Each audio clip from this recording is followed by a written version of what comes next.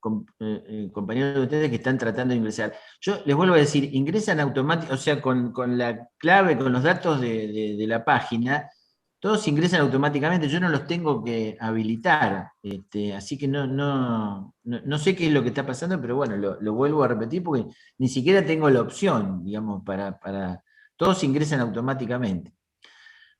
Bueno, volviendo al tema que nos convoca, bueno, está claro que hay un consenso, y obviamente esto excede incluso esta clase, porque está admitido en todos los ámbitos académicos, políticos y demás, de que incluso no es un problema o no es un fenómeno más que un problema propio de la República Argentina, sino que se da en muchos países del mundo. Por supuesto que en la República Argentina, por varias de las razones que ustedes apuntaron, el presidencialismo es muy severo, digamos, ¿no? Es muy marcado y en buena medida eso a veces nos ha traído problemas. En parte, como algunos de ustedes han señalado, hay unas razones que vienen del fondo de la historia, ¿no? La historia del siglo XIX en la República Argentina nos muestra la figura de los caudillos, ¿no? Siempre esa preponderancia del líder, que bueno, es parte de nuestra historia, uno puede decir no me gusta, pero bueno, es parte de lo que nos tocó vivir como nación, así se formó la nación argentina, y es un dato simplemente a tener en consideración. Después, hay algunos factores que provienen del texto mismo de la Constitución.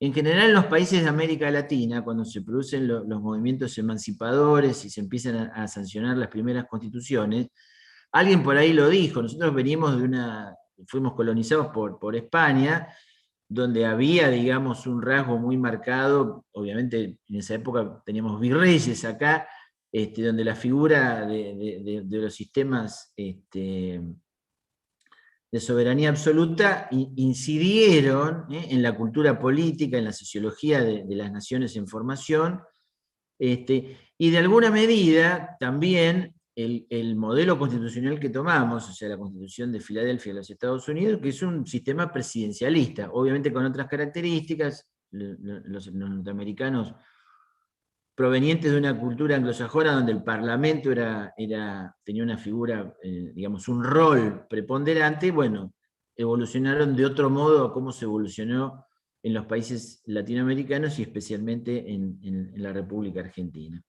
Pero la realidad es que cuando uno mira la Constitución Nacional, hay un montón de normas que hacen que el Poder Ejecutivo tenga un rol muy fuerte, ¿no? Uno puede, digamos, tener una opinión crítica. Fíjense que en el año 1994, cuando se establecieron las bases, el famoso Pacto de Olivos entre los expresidentes Alfonsín y Menem para reformar la Constitución, en los documentos liminares de ese proceso de reforma, una de las circunstancias que se puso de relieve era justamente el exceso de presidencialismo. En ese momento se destacó el problema de los decretos de necesidad de urgencia, el fenómeno de la delegación legislativa, que nosotros lo vamos a ver en esta materia en particular. Y bueno, y se introdujeron esas reformas en los artículos 76 y 99, inciso tercero, que por cierto no dieron en la práctica ningún resultado, porque a pesar de ello proliferaron, cada día hay más decretos de necesidad de urgencia en la República Argentina, pero bueno, es un dato, digamos, de nuestro texto constitucional que le asigna al Poder Ejecutivo una serie de atribuciones muy importantes. Por supuesto que esto va acompañado después de una cultura política que en términos generales pone muy de relieve la figura del líder, digamos, ¿no? O sea, algunos de ustedes se ha señalado el Parlamento, a veces en un rol así medio sumiso, si el líder político pide tal cosa, bueno, hay que hacerlo por una cuestión de alineamiento partidario. Todas esas cosas, por supuesto, que atentan, digamos, contra el equilibrio de los poderes. Bueno, acá me escriben en la Facultad Extraordinaria la suma del poder público que le dieron en la época de Rosa. Bueno, justamente nosotros en la Constitución tenemos una cláusula que veda eso de manera muy precisa y es un límite que justamente se estableció en el texto de la Constitución atendiendo a esa razón histórica. Así que bueno, hay una serie de cosas desde el punto de vista jurídico, desde el punto de vista sociológico, de nuestra cultura política, que hacen que el presidente tenga un rol preponderante, yo creo que con graves consecuencias, ¿no? Porque en general cuando hay situaciones de crisis, la contracara de esto es que los presidentes entran en una situación de debilidad, y en la historia democrática acá me ponen, no sería comparar lo de Rosa con lo que sucedió al principio de la pandemia, no sé si es tan grave, o en la época de Rosa yo no la viví, ninguno otro la vivió, pero si uno lee con cuidado los textos históricos, ahí estaba la mazorca y había situaciones mucho más delicadas que las que se viven ahora. Yo creo que en la época de la pandemia se han visto cuestiones delicadas, ¿no? Yo me animaría a señalar lo de la provincia de Formosa, que ha tenido, digamos, que intervenir la Corte Suprema de la Nación, adoptando medidas para resguardar las libertades de los ciudadanos formoseños. Creo que es un ejemplo, donde, bueno, ahí se evidencia esto con lo que arrancamos la clase de hoy, la cuestión política que está en las bases del derecho administrativo. El Estado, los individuos. La autoridad del Estado, los derechos y las libertades individuales de los individuos. Este es el problema que debe resolver el derecho administrativo. Entonces, después en el mundo, ya no saliendo un poco de la Argentina, la preponderancia de los poderes ejecutivos se ha dado en casi todos los países del mundo. Por ahí no con la fuerza y las particularidades y las consecuencias que hemos vivido en Argentina, pero en general, en casi todos los países del mundo hay una preponderancia del poder ejecutivo respecto de lo que era el modelo teórico en sus orígenes. ¿Por qué? Porque desde la época en que se elaboró la teoría constitucional a los tiempos actuales, lo que ha cambiado profundamente son los roles del Estado, lo que llamamos cometidos públicos. Entonces, a nadie se le escapa que no es lo mismo el Estado constitucional del siglo XVIII que el Estado constitucional del siglo XXI. O sea, los roles son absolutamente distintos. El constitucionalismo, en su construcción originaria y clásica, es un producto jurídico de lo que se llama el liberalismo político, o sea, un sistema en donde el eje central de todas las acciones es la criatura humana y sus derechos y libertades. Entonces, está claro que ese sistema estaba pensado fundamentalmente para poner límites, acá está la cuestión política, límites al poder del Estado, porque esa era la única forma que se resguardaban los derechos y las garantías individuales. O sea, si yo tengo como eje filosófico, político, como preocupación central a la criatura humana y sus derechos, bueno, lo que tengo que hacer, porque las dos cosas si no, son inviables. O tengo un Estado que todo lo puede y somete a las personas, o tengo un Estado limitado en el ejercicio del poder, justamente para preservar los derechos y las libertades individuales. Entonces, frente a esa construcción jurídica, en la época en que nace el constitucionalismo, donde el Estado se ocupaba de muy pocas cosas, la administración pública era diminuta, los roles eran mínimos, bueno, era fácil de entender, o sea, el equilibrio se alcanzaba de manera mucho más sencilla.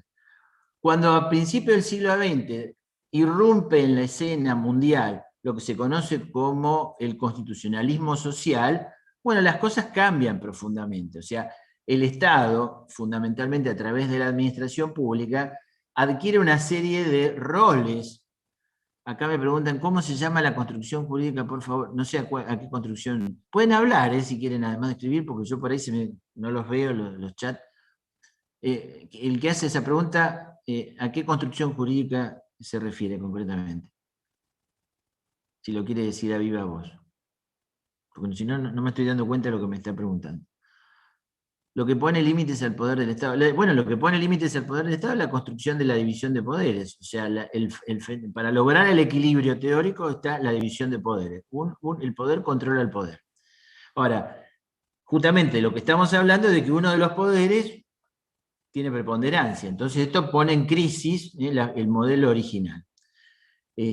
¿Por qué? Y porque además de las cosas que en particular pasan en Argentina, lo que vemos es que hay un poder ejecutivo que encabeza la administración pública. Una administración pública, alguien lo dijo hoy, maneja el presupuesto. Un presupuesto que ahora es multimillonario, o sea, los recursos del Estado básicamente son gestionados por el poder ejecutivo. Acá en Argentina, en el lenguaje político, tenemos una expresión, a mí no me gusta mucho, porque tiene algunas connotaciones que a veces están vinculadas con la ilegalidad, pero vieron que acá se dice maneja la caja, está muy habitual en el lenguaje político. Como manejar la caja, ¿qué da? Y da poder. Entonces pasa eso que alguien señalaba, que Casañe, Gordillo también lo dice, a veces los legisladores, algunos legisladores de poca monta, vamos a decir, que están en el Congreso o en la legislatura, nada más que para conseguir favores, bueno, puede haber eso que se llama ese intercambio. Yo te voto una ley, vos me das tal, me nombrás a fulano, bueno, esas cosas que obviamente son deplorables porque distorsionan los sistemas democráticos y constitucionales, existen y son parte del problema. Pero bueno, la realidad objetiva es que los estados modernos cumplen una serie de funciones que son ejecutadas esas funciones, o sea, diseñadas en el Congreso, a lo mejor a través de las leyes, previstas como roles estatales en los textos de la Constitución, pero básicamente son ejecutadas, son concretadas por las administraciones públicas. Entonces eso hace que la administración, el Poder Ejecutivo, sea parte de una estructura monumental en recursos humanos, en recursos económicos, y obviamente, como también alguien dijo por ahí, una de las jefaturas que tiene el Poder Ejecutivo son las Fuerzas Armadas, que esas intervienen para la defensa nacional, pero también las fuerzas de seguridad. Que obviamente esto no hay que pensarlo en términos de que las fuerzas de seguridad sirvan para imponer medidas, porque si no estaríamos muy lejos de lo que es un Estado constitucional de derecho. Simplemente las fuerzas de seguridad existen, como su nombre lo indica, para mantener el orden, hacer cumplir las leyes y eventualmente ejecutar mandatos que imponen los jueces. Las fuerzas de seguridad colaboran con el Poder Judicial. Pero la realidad, a nivel universal, producto de estas circunstancias, más allá de las que son propias de la República Argentina, ha determinado que el Poder Ejecutivo, producto de los nuevos roles que corresponden al Estado, encabece una estructura, una función estatal que respecto de lo que hacen los jueces y los legisladores es enorme. Y eso naturalmente en todos los países del mundo arrastra hacia una situación de preponderancia. Por eso es que hay muchas instituciones jurídicas en el moderno derecho administrativo que procuran de algún modo restablecer un poco lo que sería el equilibrio original de los poderes. Entonces aparecen regulaciones en las nuevas instituciones del derecho administrativo que tratan o procuran ese objetivo, a veces con éxito, a veces sin éxito. Sin éxito, por ejemplo, en mi opinión, lo que pasa con la regulación de los decretos de necesidad de urgencia en nuestro país. Pero hay otras regulaciones, por ejemplo, en medidas que a lo mejor tiene que adoptar el Poder Ejecutivo, que tienen un alto impacto social. A ver si alguien me puede determinar cuál sería el ejemplo. Ciertas medidas que adopta el Poder Ejecutivo o alguno de sus órganos, cuando tienen un alto impacto en la sociedad, en los aspectos sociales y económicos, a veces requieren, y aquí viene la pregunta, de un paso previo para ser adoptada esa medida. ¿A qué me puedo estar refiriendo? ¿El presupuesto, profe? Eso ¿quién lo trata, el presupuesto? Uno lo proyecta y otro lo trata y lo aprueba. El poder legislativo. El poder legislativo, la famosa ley de leyes. El poder legislativo es el que dice cuántos recursos vamos a tener, cómo se van a obtener esos recursos a través de los impuestos y en qué se van a gastar. Eso lo decide el Congreso, nada más y nada menos. Hay que leerlo, Alberti, para tener en claro la importancia de estas instituciones jurídicas. O sea, determinar en qué se van los recursos. Yo ya sé, ustedes me van a decir, bueno, pero después en la emergencia el Congreso delega en el jefe de gabinete la posibilidad de redistribuir las partidas. Bueno, ahí viene lo malo de nuestro país, ¿no? O sea, primero la Constitución dice que el que decide en qué se gasta el dinero es el Congreso, y después vienen los problemas nuestros propios donde distorsionamos esa decisión. Pero la realidad es que el presupuesto le corresponde que sea tratado y aprobado por el Congreso de la Nación, y lo mismo las leyes de impuestos. Lo que yo preguntaba era algo más concreto, ya el presupuesto está sancionado, un ejemplo de cosas nuevas, que incluso han recibido tratamiento por la Corte Suprema de la Nación, diciendo, como no hicieron esto, anulo tal decisión. Mi pregunta iba... Perdón, perdón, ¿tendría que ver con el tema de los aumentos de los servicios públicos con respecto a las audiencias públicas? Exacto, caballero, muy bien. Justamente, esa es la audiencia pública en el procedimiento administrativo. Para nuestro derecho es una institución bastante moderna. Los norteamericanos hace mucho tiempo que la tienen, la hemos tomado de ellos, se llaman hearing a esas audiencias. ¿Qué es lo que ocurre? Frente a un Estado en donde en los hechos se ha trasladado a la cabeza del Poder Ejecutivo la toma de importantes decisiones, lo que se busca es recuperar un poco la democratización de las decisiones, porque cuando uno estudia la historia constitucional, cuando va a la Revolución Francesa, uno dice, bueno, la ley como expresión de la voluntad general es la que decide todo y el Ejecutivo cumple nada más. La realidad en los estados modernos es que hoy los ejecutivos, entre comillas, legislan, normativizan mucho, por este fenómeno que les acabo de explicar, porque la administración pública es una cosa muy compleja, y como es compleja, los parlamentos en general no están técnicamente preparados para tomar una decisión. O sea, yo la verdad no me imagino al Congreso de la Nación o a una legislatura provincial analizando todas las cosas que hay que analizar para aprobar un cuadro tarifario de un servicio público. Estamos hablando de cuestiones de ingeniería, de economía. Bueno, en general el Congreso no sirve porque es un organismo pesado, lento, bueno, y donde hay poca preparación en el punto. Entonces, eso en todos los países del mundo, de alguna manera se ha trasladado al Poder Ejecutivo, sobre todo a órganos o entes que tienen una especial idoneidad técnica para la toma de decisiones. Pero eso ha generado, digamos, el desequilibrio al que nos estamos refiriendo, y entonces, ¿qué es lo que se ha buscado? De alguna manera, restablecer ese déficit democrático en la toma de decisiones. ¿Y qué es lo que se inventó? La audiencia pública en el marco del procedimiento administrativo. Es lo que ustedes muy bien conocen, por muchas materias que han estudiado en esta carrera, el derecho a ser oído. Habitualmente, ¿cómo lo estudian? En el derecho procesal, en los procedimientos administrativos, el derecho a ser oído de la persona que puede ser afectada.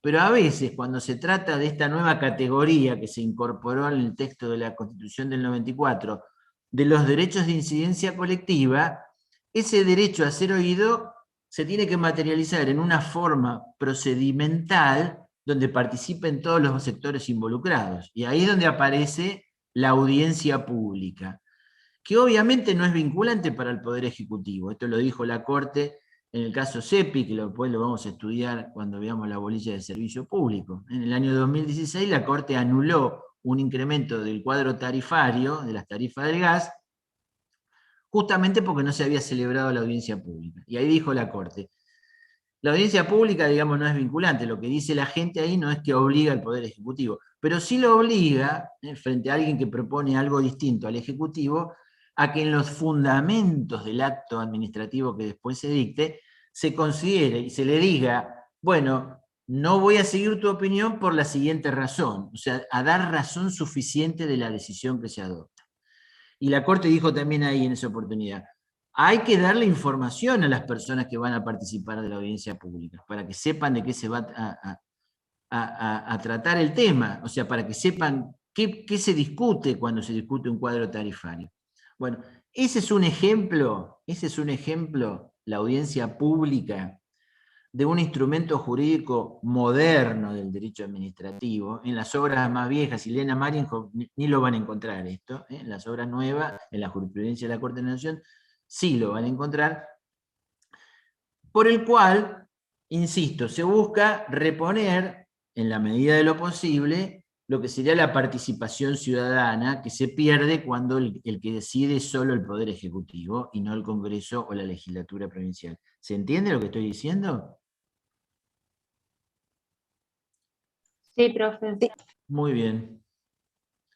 Otro ejemplo que les podría dar, para que el Ejecutivo para que dé explicaciones y escuche. Acá me dice, para que la audiencia sirve para que el Ejecutivo dé explicaciones. Sí, por supuesto, pero antes para que escuche a los interesados. El derecho a ser oído, insisto. Y obviamente para que su decisión no sea, en la medida de lo posible, arbitraria. Otro, y con esto cierro los ejemplos porque hay muchos, hay muchas cosas. En esto estamos un poquito mejor porque en el año 17 se sancionó una nueva ley de acceso a la información pública. Esto es otro instrumento. El derecho a la información pública fue reconocido por la Corte Interamericana como un derecho humano básico, y a su vez lo reconoció también la Corte Suprema de Justicia de la Nación, en el caso ADC con PAMI, en el sentido de que todos los ciudadanos, sin dar ninguna explicación de por qué la solicitan, pueden acceder a la información pública. Esto es un instrumento muy importante de control, sobre todo para los que a lo mejor el día de mañana les guste trabajar con los derechos de incidencia colectiva, organizar una ONG y plantear acciones de clase, estos procesos modernos donde se procura, digamos, preservar algún colectivo determinado. Bueno, para trabajar en esos temas muchas veces se necesita disponer de la información que maneja el Estado, que por supuesto a nadie se le escapa. Muchas veces a los administradores públicos no les gusta dar esa información, sobre todo cuando está vinculada con gastos, contrataciones, recursos económicos. Bueno, hoy tenemos, digamos, una legislación en Nación sobre todo, en provincia tenemos una que más o menos, pero la Corte Provincial ha acomodado un poco los tantos. O sea, sepan ustedes que, por ejemplo, tanto en Nación como en provincia, uno le puede pedir al Estado, informame tal cosa, dame una copia de tal documento. En provincia, por ejemplo, si en 30 días no le dan esa respuesta, se puede promover una acción de amparo. Fíjense qué particularidad. Con el único objeto de que un juez le diga al Estado, dale al actor la información o los documentos que te pide.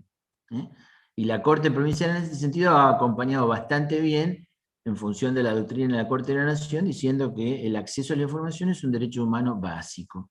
Bueno, estas cosas, que les estoy dando ahora dos ejemplos, son instrumentos jurídicos que proporciona el derecho administrativo moderno para tratar, en la medida de lo posible, no siempre se logra, porque esto que yo les cuento siempre requiere de batallas judiciales, o sea, aún con ley de acceso a la información pública, los datos se retasean, muchas veces se niegan, se inventan argumentos artificiosos para no darlos, y hay que ir al Tribunal de Justicia.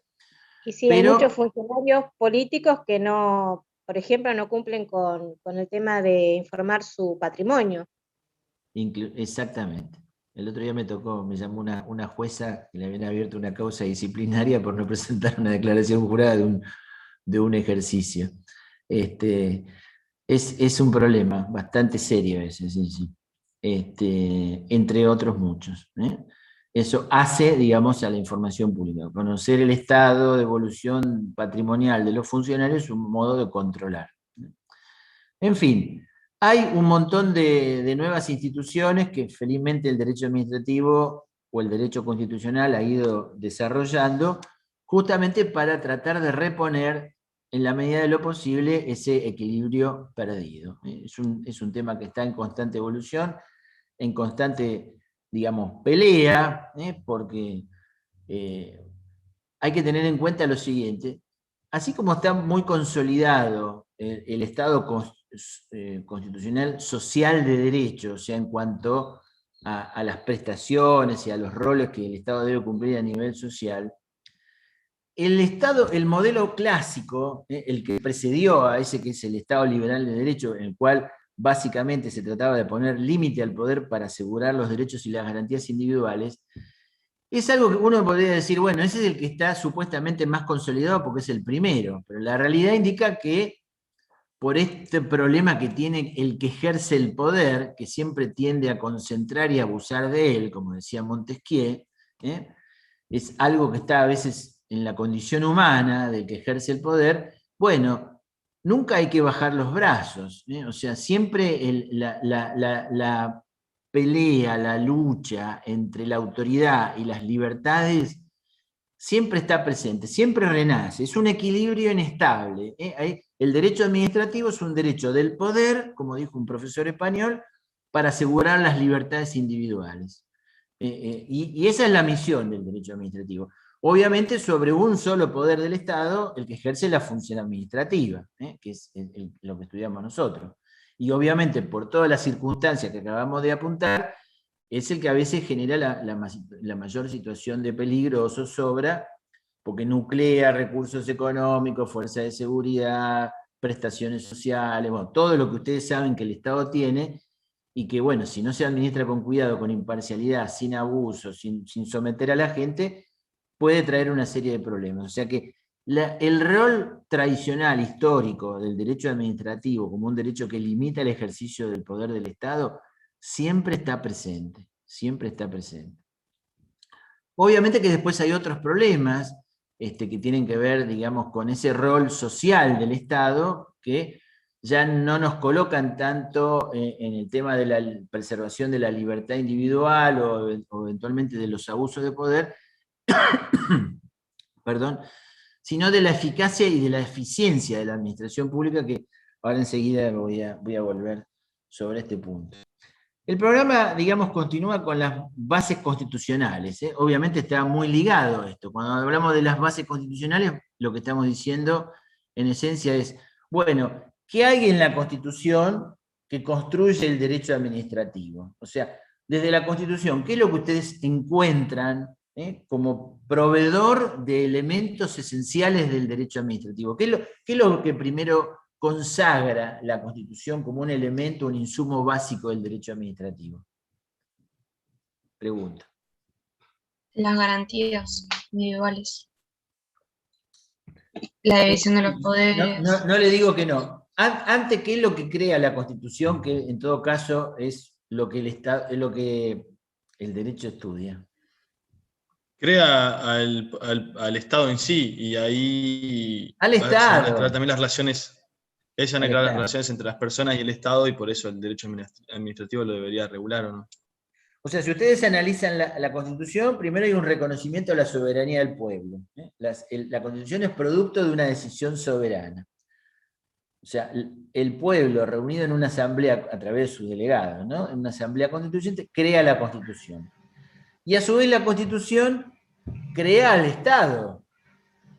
No hay estrictamente un artículo que literalmente lo diga, créase el Estado Nacional. Pero sí hay algún artículo del cual uno puede inferir. A ver si ustedes como cuasi abogados son capaces de decirme qué artículo de la Constitución permitiría, digamos, a lo mejor inferir el 1, la existencia. Profe, ¿puede ser el artículo 35 que habla de la población y el gobierno, o sea, el territorio del gobierno? Bueno, a ver, vamos por parte. El 1, vamos por orden, digamos. Para mí es el primero, porque dice que el Estado argentino adopta la forma representativa republicana y federal de gobierno. Bueno, ya cuando dice republicana ya tenés autoridades. Un elemento. El 35 también, porque de alguna manera, cuando se hace referencia al nombre que puede recibir las distintas denominaciones que puede recibir el Estado argentino, implícitamente está reconociendo. ¿Y qué otro artículo más adelante? El 22. El 22 que habla de la soberanía del pueblo. Bien. O sea, es el que el pueblo no libera ni gobierna. Hay uno bastante más adelante. El 116, que habla de la Corte Suprema de Justicia de la Nación. Dice que la Corte Suprema y los tribunales inferiores conocen en qué hay varios supuestos que establece la competencia del fuero federal, pero hay uno que particularmente nos interesa porque es un claro reconocimiento de la personalidad jurídica. Las causas en las que el Estado se aparte. Donde el Estado es parte. Exacto. O sea, para ser parte de un proceso que se necesita. Ser sujeto. Ser sujeto de derecho, o sea, tener personalidad, ser una persona. Entonces, todos los ejemplos que ustedes dieron están muy bien, y en términos técnicos, procesales, el 116 nos aporta ya una solución definitiva en lo que hace al reconocimiento de la personalidad jurídica del Estado, cuando dice que a la Corte y los tribunales inferiores conocen de las causas en que éste sea parte. Naturalmente que después el Código Civil, que si bien es una norma, es la gran norma del derecho privado, ahora el Código Civil y Comercial, ustedes saben que justamente una de las relaciones que hay entre el derecho administrativo y el derecho civil es que en algunos tramos del derecho civil hay algunas regulaciones que no son exclusivas para las relaciones jurídicas particulares. Por ejemplo, cuando el Código Civil se refiere a las personas humanas y jurídicas, fundamentalmente para nosotros estas últimas, enuncia ahí entre las personas jurídicas públicas al Estado Nacional, las provincias, los municipios, los entes autárquicos que se van a estudiar en la unidad 6, y otras personas jurídicas que a veces, si bien no integran la estructura del Estado, creo que esto ya lo hemos señalado, pueden ejercer funciones públicas como puede ser el colegio de abogados. Entonces, lo primero que nos proporciona la Constitución como base del derecho administrativo es la existencia misma del Estado. Obviamente que después lo que se consagra es el Estado constitucional de derecho. ¿Y esto qué supone? Lo que alguien por ahí dijo. Hay derechos que son preexistentes. Esto a veces que los políticos por ahí no se terminan de dar cuenta. Los derechos no son una concesión graciosa de un dirigente político. Son cosas que nos pertenecen por el solo hecho de ser humanos. Si ustedes van a todos los documentos liminares de los famosos tratados de derechos humanos que están jerarquizados al rango de la Constitución en el 75, inciso 22, si van a todos esos documentos, van a ver que todos los derechos humanos son reconocidos, protegidos y consagrados, no porque el Estado lo dice, sino porque son, digamos, atributos preexistentes que se corresponden a la condición humana. Y lo mismo pasa con todos los derechos que están establecidos en la Constitución. No es porque la ley o un señor o una señora nos dice que tenemos tal derecho. Lo tenemos porque nos corresponden como seres humanos. En todo lo que está en el artículo 14, 16, 17, 18 y todo lo que ustedes conocen de la Constitución Nacional, es un reconocimiento a nuestra condición humana y a esos derechos preexistentes. Por supuesto, ustedes ya saben muy bien de otras materias que los derechos, ¿cómo se ejercen? O cómo no son, para decirlo por la negativa. No son absolutos. Relativos. No son absolutos, correcto. ¿Por qué razón no son absolutos? Porque el derecho de uno termina donde empieza el del otro. Esa, digamos, sería la explicación en un porque lenguaje coloquial, que no está mal, que está reglamentado.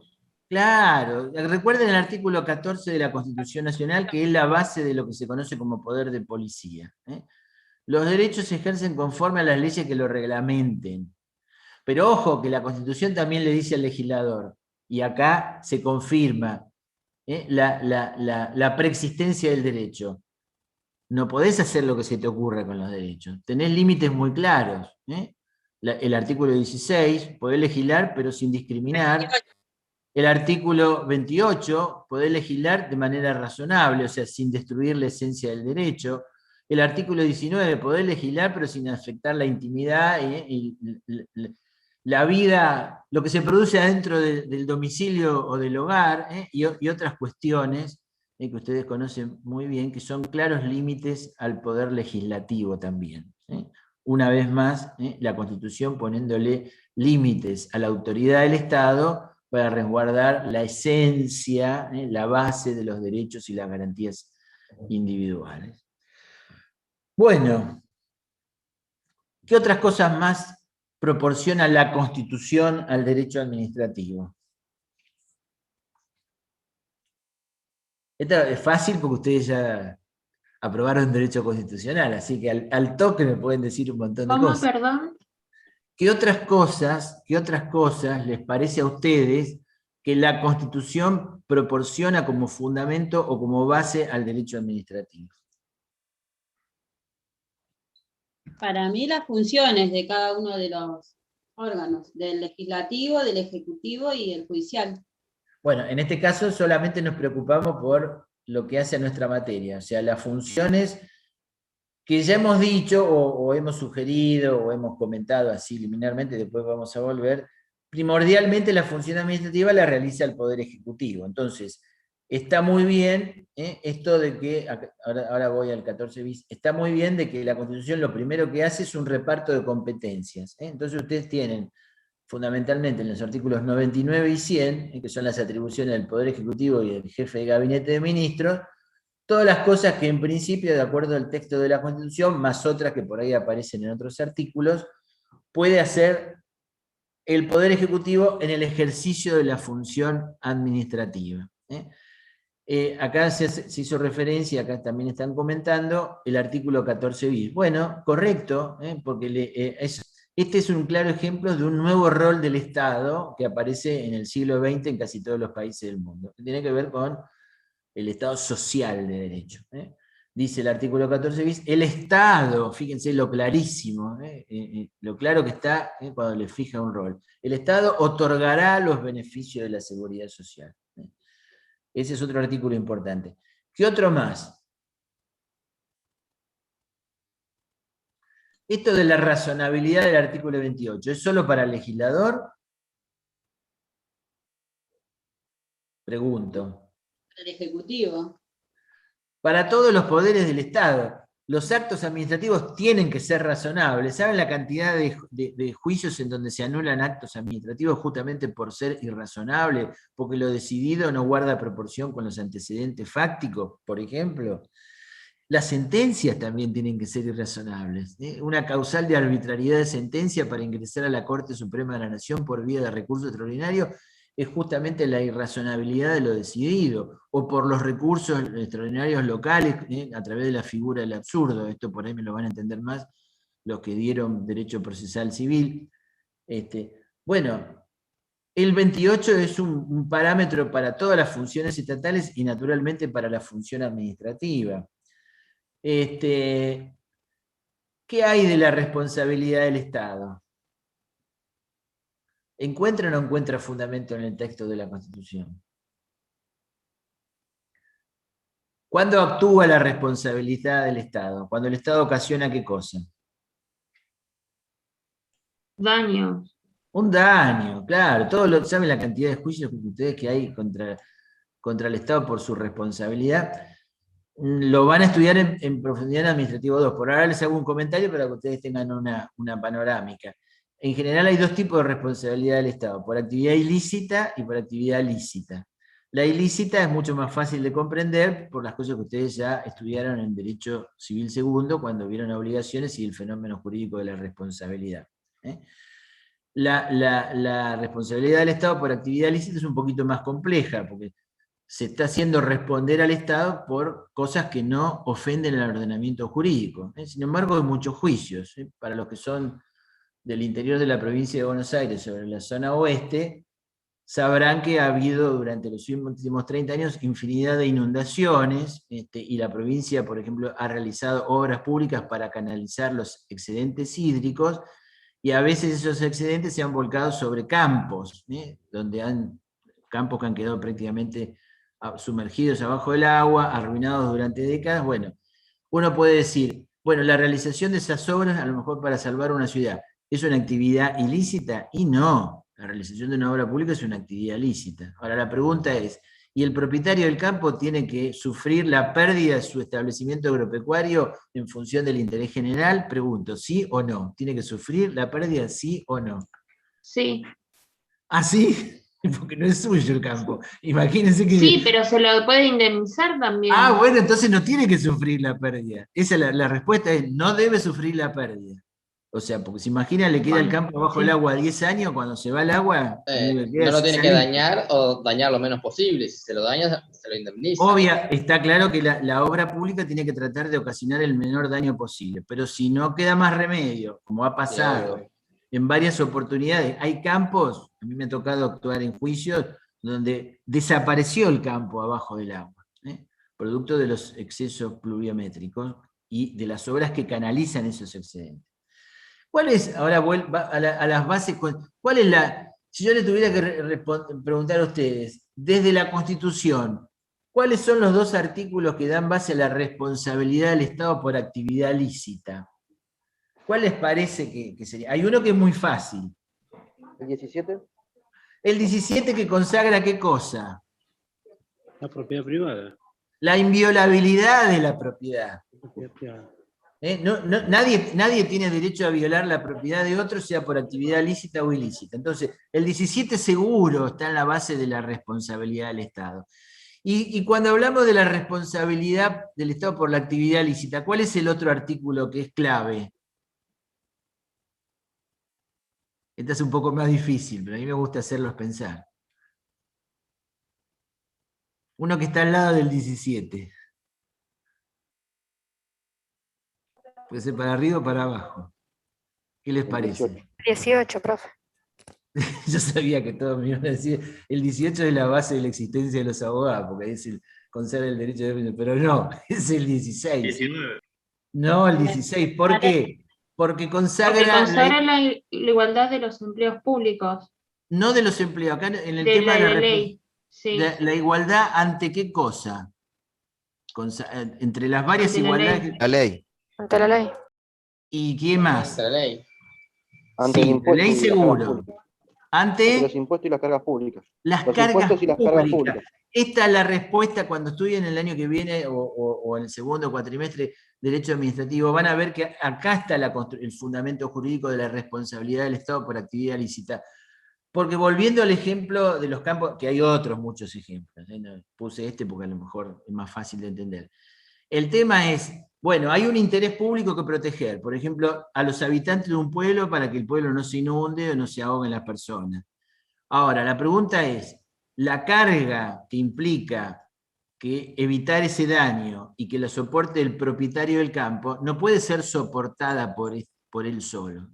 Tendrá que soportar la cuota parte que le corresponde como ciudadano, que va a ser a través del pago de los impuestos, porque a través del pago de los impuestos van a salir los recursos para pagar la sentencia condenatoria contra el Estado que hace efectivo el fenómeno de la responsabilidad.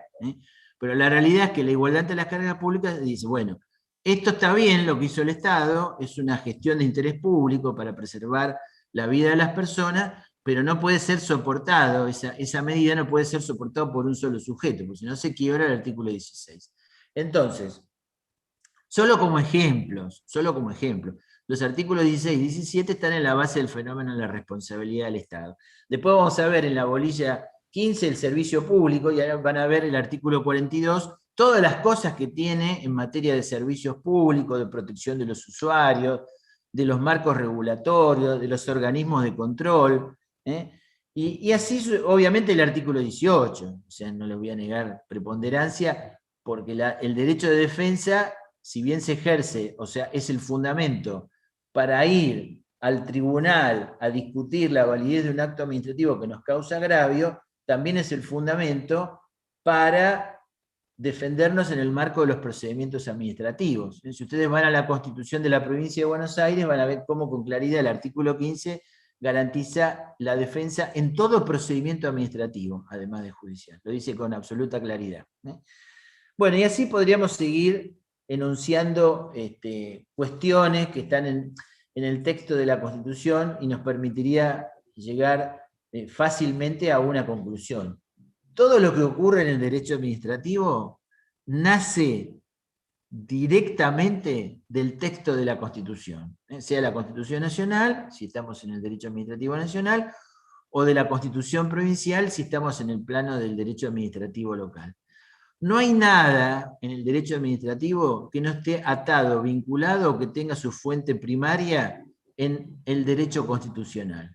O sea, las bases constitucionales del derecho administrativo son todo, es todo en nuestra materia. ¿Se va entendiendo toda esta cuestión? ¿Preguntas que me quieran hacer? Sí, profe. Adelante. ¿Qué me quiere? Ah, sí, profe, que va entendiendo, o sí, profe, que me quiere hacer una pregunta. No, que se va entendiendo, por eso. Bueno, eso es lo importante. Bueno, finalmente para cerrar la unidad 1, se refiere el último punto al estado actual del derecho administrativo. Algunas cosas ya hemos señalado, queda muy poquito, dice las grandes transformaciones. ¿Qué les parece a usted? ¿Cuáles fueron las dos grandes? Yo, no, digo dos porque me parece que hay dos importantes que se han observado. La mayoría de ustedes ya son muy jóvenes y por ahí las ven como lejanas en el tiempo, pero en las últimas décadas, si yo les tuviera que decir cuáles, o si yo les tuviera que preguntar, mejor, cuáles fueron las dos transformaciones más importantes que impactaron en el derecho administrativo, ¿qué se les ocurre que me podrían decir?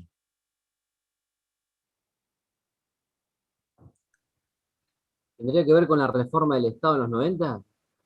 Esa es una, y la otra en la que acá está escrita, la reforma de la Constitución, que también es de los 90, o sea, en el año 94.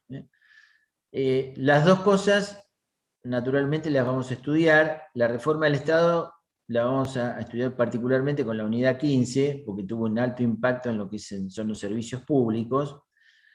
Eso se produce entre los años, arranca, digamos, en el año 89, con la sanción de una ley que todavía está vigente en algunos aspectos y cada tanto algún decreto por ahí del Poder Ejecutivo la menciona, que es la 23696. La famosa reforma del Estado se produce con la ley 23696, sancionada en el año 1989, ahí en la transición de la presidencia de Alfonsín, cuando le traspasa anticipadamente el poder al expresidente Menem. Esa ley, simplemente para tener una ¿Podría repetir mini el número, noticia, profe? 23.696. Muchos de los artículos de esa ley han dejado de tener aplicación porque tuvieron que ver con una situación transicional de ese momento. Otros, sobre todo que tienen que ver con los servicios públicos, de vez en cuando se los menciona. Pero básicamente para que tengan noticia, los que no conocen la ley o por su edad por ahí no recuerdan o no han vivido ese periodo, básicamente lo que hubo es una transferencia de un montón de actividades que en ese momento eran propiedad y gestionadas por el Estado, las dos cosas, se pasaron a manos privadas a través de lo que se llamó proceso de privatización de empresas públicas, un conjunto de empresas que algunas eran de actividades industriales o comerciales, y todas las grandes empresas que tenía el Estado, prestadoras de servicios públicos, casi en su totalidad, fueron transferidas al sector privado. Algunas de estas últimas, la de servicios públicos, bueno, después por distintas circunstancias, que lo veremos en su momento con la unidad 15, han vuelto a la órbita del Estado, las principales no. Por eso digo que todavía sigue teniendo impacto esa reforma, y obviamente en su momento fue casi una revolución, ¿no?, para el derecho administrativo. De esto que les estoy hablando ahora, en los libros más viejos, que yo les comentaba el otro día, la ventaja de leer libros actualizados, por supuesto, en el Tratado de Manejo no van a encontrar nada porque es muy anterior a todo esto. Y obviamente el otro elemento, digamos, empresa Entel de telefonía, sí. Entel se llama Empresa Nacional de Telecomunicaciones, acá alguien pone, era la empresa que administraba los teléfonos. No los celulares, que es lo que ustedes hoy más usan y conocen, sino la telefonía fija, que está en vías de desaparición. Esa empresa fue transferida al sector privado. Se dividió el país en dos y se transfirió al sector privado. Telecom y Telefónica, esas son ya más conocidas para ustedes. Bueno, y el otro cambio, digamos, estructural que impactó muchísimo en el derecho administrativo, ya dijimos más cosas sobre eso, fue la reforma del año 94, que con los distintos temas que desarrollemos, lo próximo será los reglamentos, después cuando veamos servicio público, etcétera, bueno, tuvo una introdujo, digamos, en el derecho administrativo un cambio fundamental, ¿no? Obviamente no hay que excluir de esto la incorporación con rango constitucional de los tratados de derechos humanos. Eso ha tenido también un impacto enorme. Muchas decisiones que toma la administración pública y muchas veces los jueces, ¿no?, que hacen aplicación directa de esos tratados o de la jurisprudencia elaborada por los organismos internacionales, también ha sido otro fenómeno semejante. Y en el plano internacional, si bien no tienen el rango de los tratados de derechos humanos, hay dos convenciones internacionales, la Convención Interamericana contra la Corrupción, del año 1997, esto después yo voy a volver y le voy a dar las leyes y demás, y la Convención de la ONU del año 2006 contra la corrupción, son muy importantes, sobre todo la primera porque ha servido de base para una norma que van a estudiar en esta materia, en materia de contratos administrativos, el régimen jurídico nacional de los contratos administrativos, y acá en la provincia de Buenos Aires, la ley 13.981, en todo lo que hace a la transparencia en la contratación pública, a las cláusulas anticorrupción y demás, tienen su fuente directa en estas convenciones internacionales. Siguen siendo muy importantes como fuente del derecho administrativo. Las leyes, ahora no me las estoy acordando de memoria, en la próxima clase se las voy a dar. Sí, recuerdo el año de sanción de la Convención Interamericana, fue en el año 1997, y en el año 2006 la Convención de la ONU. A ver si por ahí en el programa lo tengo anotado, pero parece que no. No, pero disculpe, usted dijo que sirvió de base para la ley de los contratos administrativos 13.000, algo dijo. Sí. Esa. Eso sí lo tengo fresco en la memoria. Mira, van pasando los años y ya el disco duro empieza a borrar algunos datos. En el orden nacional, que fue la primera norma que introdujo las regulaciones de la Convención Interamericana, es el decreto 1023 del año 2001. Ese decreto ustedes lo van a estudiar en detalle en materia de contratos. El programa de la materia tiene varias unidades que se refieren a los contratos administrativos. Ahí van a estudiar detalladamente el decreto 1023 del año 2001. Este decreto tuvo como fuente de inspiración la Convención Interamericana de Derechos Humanos. Un tiempo después, la provincia de Buenos Aires sancionó una ley parecida a este decreto. Este decreto, les aclaro, es un decreto delegado.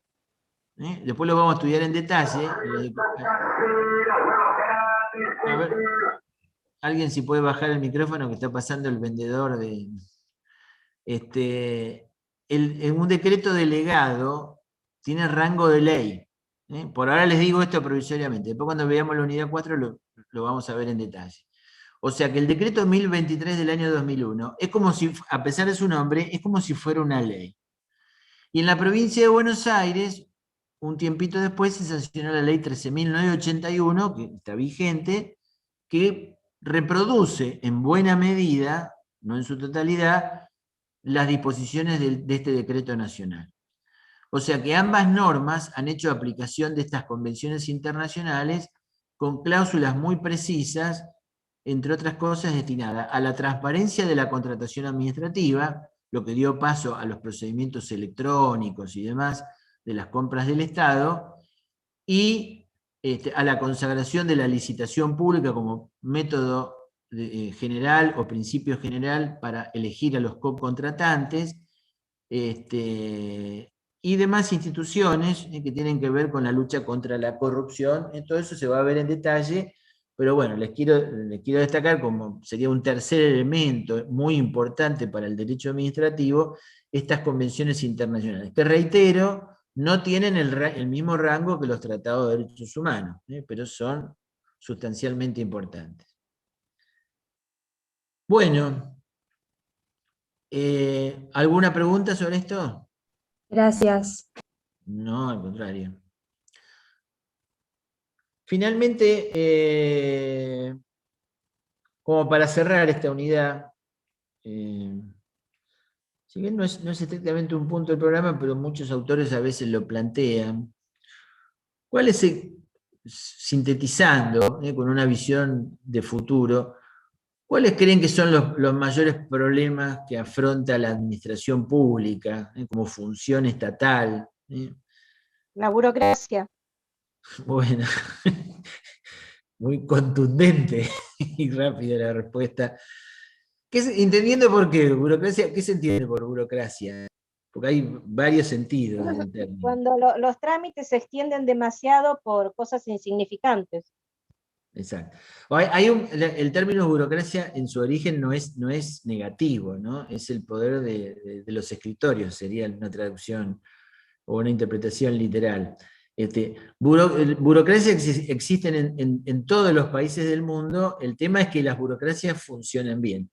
Acá en la República Argentina, en general tiene un sentido peyorativo. Cuando uno habla de burocracia o burocratización, justamente lo que está señalando es esta idea que ustedes han expresado muy bien, exceso de trámites innecesarios, prolongación irrazonable de los procedimientos administrativos, exceso de empleados que no cumplen ninguna función, en fin, todas estas cosas que muchas veces nos fastidian la vida, que entorpecen el ejercicio de los derechos individuales, las actividades productivas, en fin. Hay muchas cosas que se derivan de esa problemática. ¿Qué otro factor, digamos, pueden ver? A lo mejor no todo es malo, ¿no? A veces uno puede ver cosas buenas, pero en general cuando uno pone el foco, sobre todo vieron que en Argentina está esta cosa tan de moda de decir el Estado presente y demás, que pareciera que el Estado tiene que estar en todos lados, y tiene el deber de hacernos feliz, cosa que está muy lejos de ocurrir, ¿no? ¿Qué otros comentarios o qué otras problemáticas observan? La mala distribución de recursos, los recursos públicos. A A veces no es que no hay, sino que se distribuyen mal. Entonces pareciera que no hay. A ver, bueno, lo suyo tiene dos planos. El tema de si hay o no hay los recursos suficientes y el problema de la distribución. Cuando se refiere a la distribución, ¿a qué se está refiriendo concretamente? ¿A cómo se distribuyen entre las distintas jurisdicciones de gobierno o cómo se distribuyen? Sí, también. O entre los distintos puestos del mismo gobierno. Al que designa, al que se lo designa, la plata que llega, la plata que falta en el medio. Eso también. Ajá. Y en cuanto a la suficiencia de los recursos del Estado, ¿qué se puede decir? Es un tema de bastante conocimiento público esto, ¿no? Yo le diría que es uno de los grandes temas. ¿Qué es lo que observan?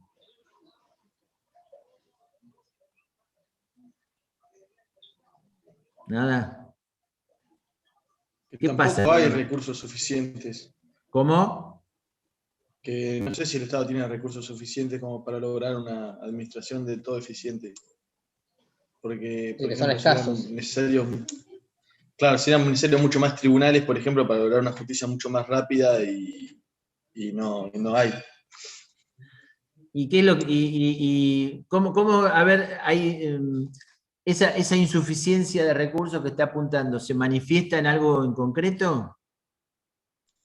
Y sí, se manifiesta, por ejemplo, en la lentitud de la justicia, en el ejemplo que había puesto, después en el seguridad en las calles.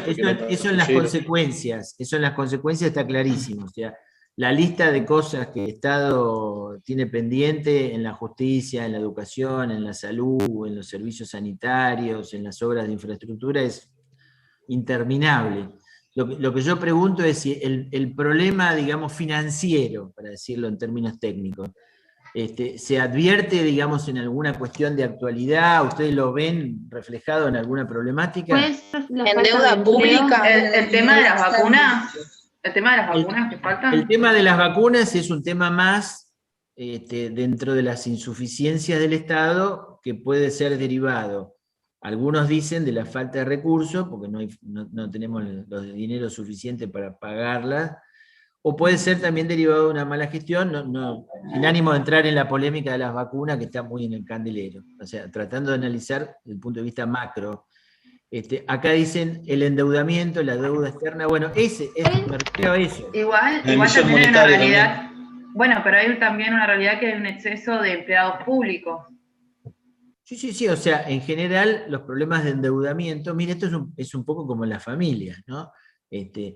Los fenómenos económicos son similares, o sea, en general hay endeudamiento cuando uno gasta más de lo que tiene o ingresa. El Estado nacional y provincial, o no es un problema solo del Estado nacional, en general tiene serios problemas de endeudamiento, justamente porque toman recursos del mercado financiero, habitualmente lo que se conocen como bonos, ¿no? El bono es un instrumento es un documento que hace el crédito público. El Estado se financia pidiendo plata prestada, emite un bono a pagar a tantos años, si quieren ustedes en términos más brutales, una especie de pagaré, bueno, cuyo incumplimiento a veces nos trae severos dolores de cabeza. Hoy la provincia de Buenos Aires está teniendo algunos problemas en los tribunales judiciales internacionales producto de la falta de pago.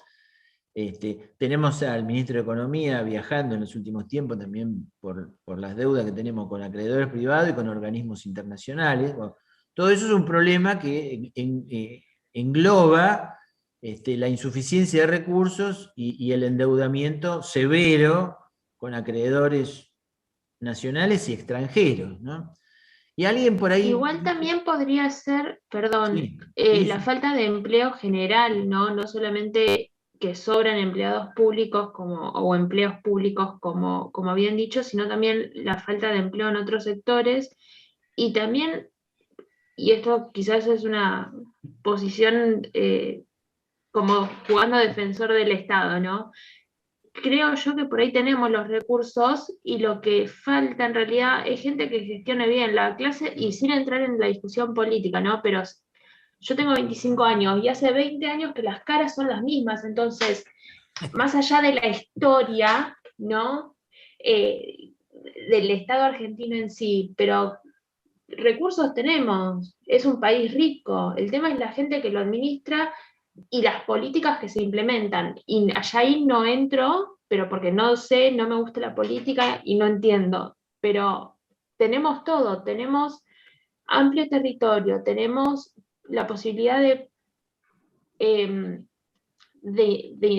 implementar distintas industrias. Y lo que tenemos en realidad es empleo público, empleo negro, ¿no? Hablando del tema financiero principalmente, muchísimo empleo negro y no hay nada más que eso.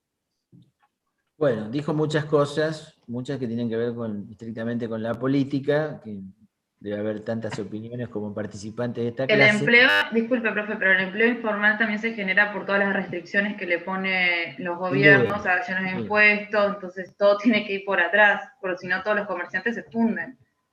No cabe la menor por supuesto, duda. Por supuesto. Es cierto que si hubiera más empleo registrado, habría más aportes, hay más financiamiento para la seguridad social, en fin, todo hay un círculo virtuoso y un círculo vicioso. En Argentina tenemos básicamente un círculo vicioso que por ahí a lo mejor deviene de un estado deficitario, por eso yo lo hice la pregunta, porque es un tema delicado, ¿no? O sea, el tema del endeudamiento, y alguien mencionó otra herramienta de la que se suele echar mano frente a la insuficiencia de los recursos. No sé si alguien lo quiere, por ahí alguien lo dijo. Lo de los impuestos, profe.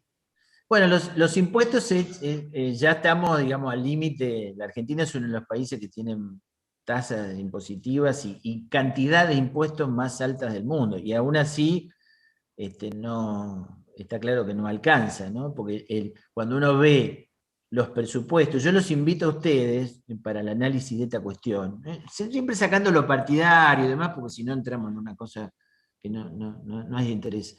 Pero, por ejemplo, una cosa que ustedes un ejercicio que pueden ver, es las leyes de presupuesto. Son medio aburridas, pero véanlo siempre los primeros 4 artículos, Ahí donde están los recursos, los gastos, y en el artículo 4 habitualmente sale el déficit financiero. Si ustedes ven las distintas leyes de presupuesto de la historia argentina, se van a encontrar con unos números que son escalofriantes.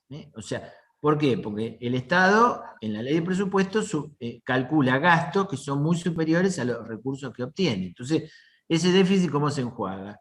Y en general hay dos maneras. Una, la que venían señalando ustedes ahora, tomando crédito, y la otra es la emisión monetaria. Yo sé que esto es más polémico, hay quienes creen que la emisión de dinero no genera ninguna consecuencia, y otros que consideran que la emisión de dinero tiene consecuencias negativas. No sé qué opinan ustedes, debe haber muchas opiniones al respecto.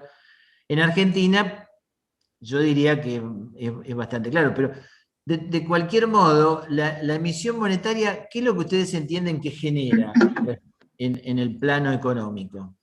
Inflación. Dinero.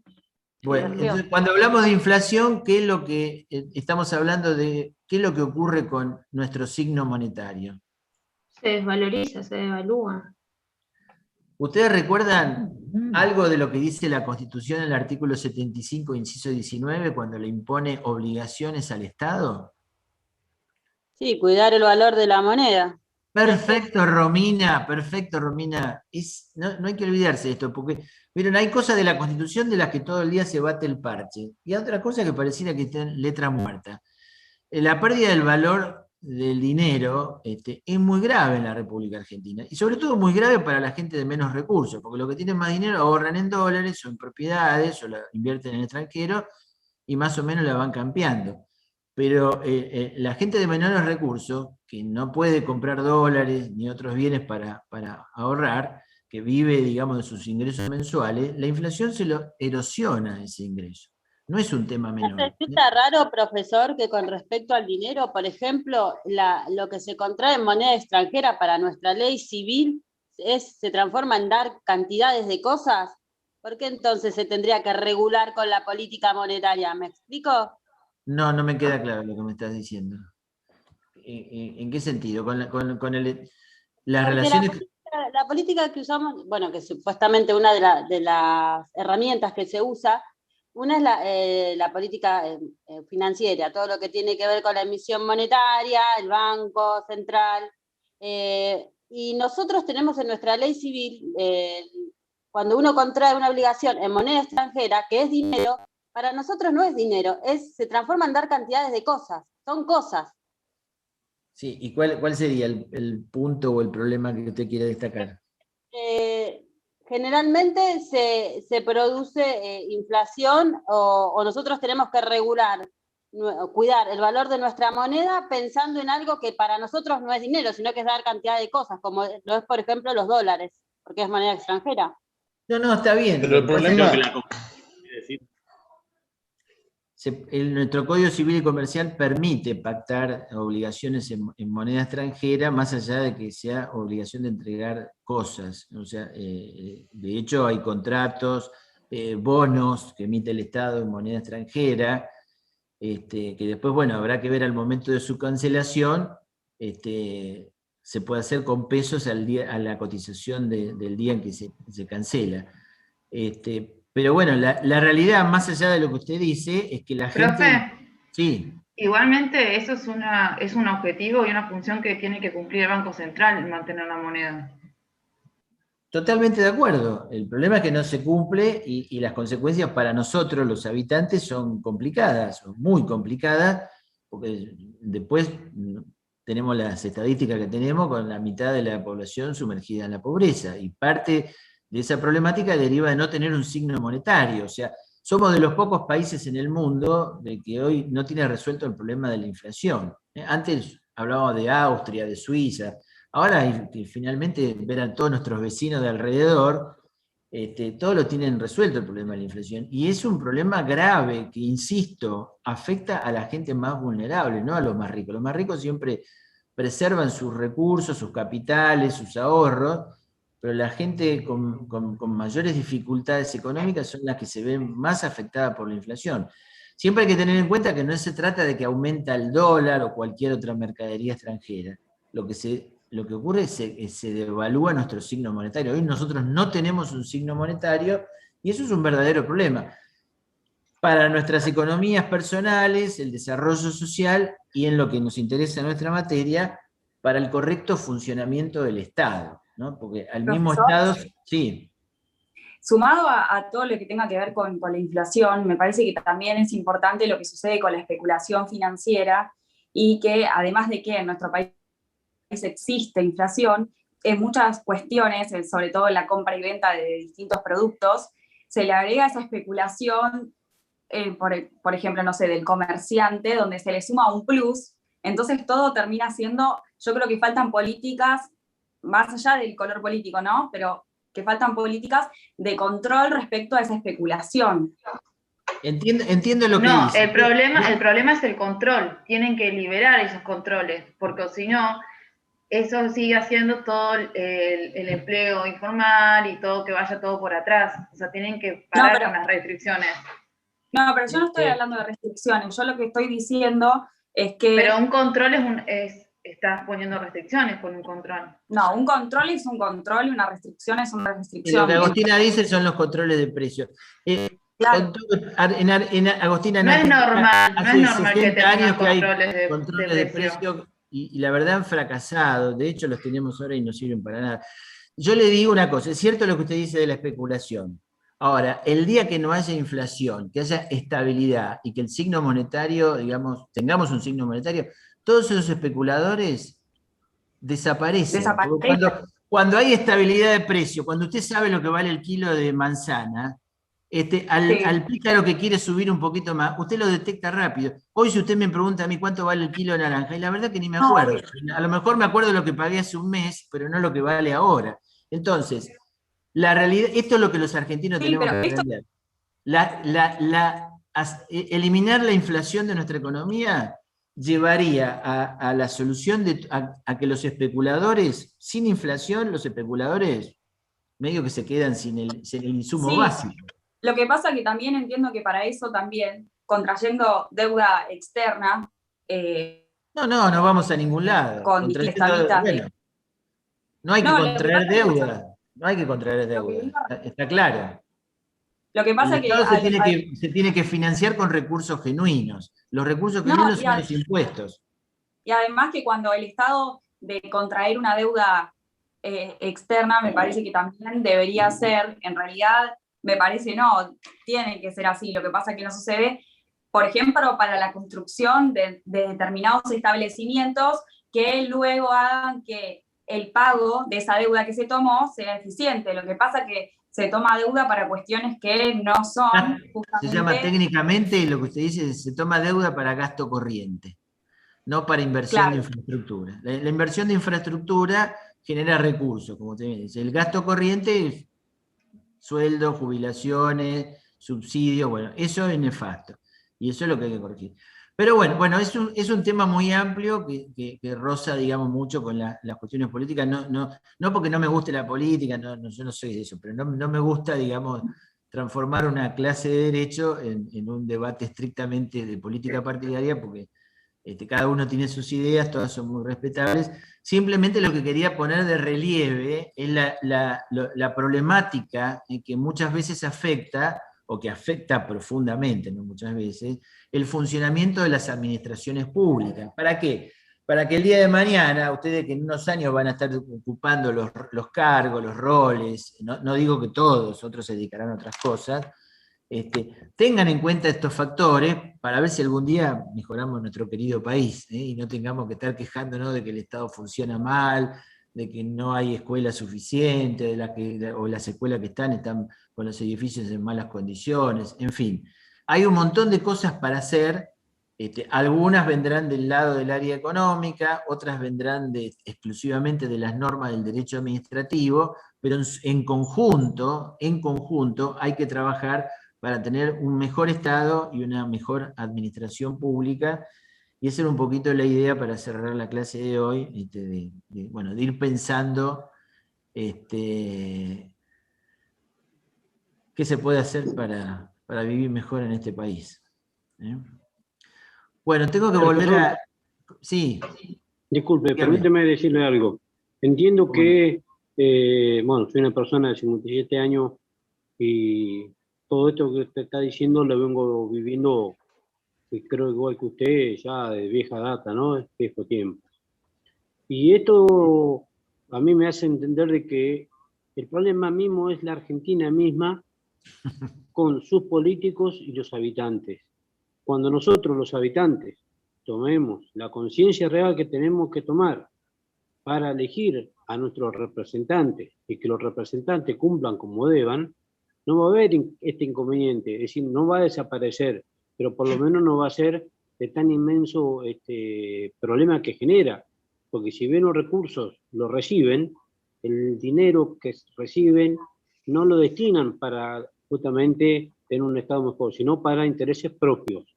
Entonces, de eso somos conscientes, muchos de los que estamos en nuestro país, y no hacemos nada, seguimos exactamente lo mismo,